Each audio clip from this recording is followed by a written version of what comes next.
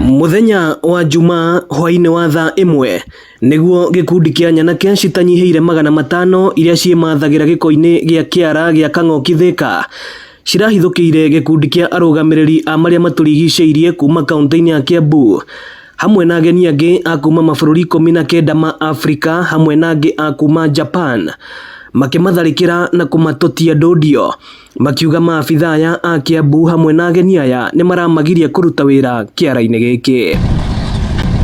Kuringana na riboti ya borithi aria mararangagira ageni aya ni marageririe kuhoreria gicanjama giki no onao maratungio bara ya githigithanio na maracungirirwo gwitia uteithio wa borithi angi, na haha niho bara iracacire.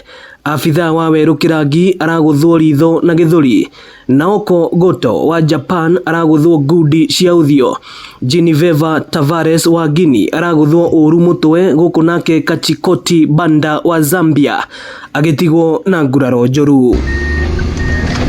Oho borithi maugite afitha umwe wa borithi ni arahakirwo moko ni nyanake ici na cirageria kumutunya mucinga wake no ararega naguo, na hau arauma na nguraro cia mutwe. Afitha uyu ni aracokire kuguthukio thibitari-ini umwe ari ugwati-ini guku Bernard Gitonga uria urarathirwo kiero akiguthukio thibitari-ini wa Thika Level 5.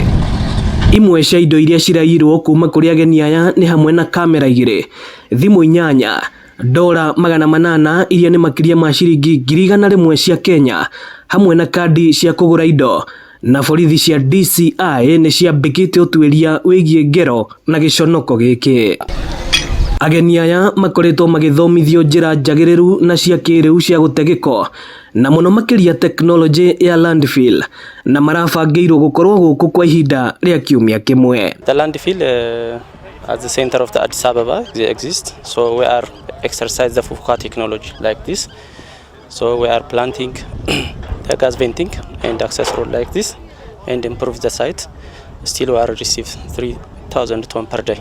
Luckily, we have benefited with what is going on right now like this in Nigeria, access improvement. I come to attend this on-site training to learn the best practice in landfill management and even waste management in general.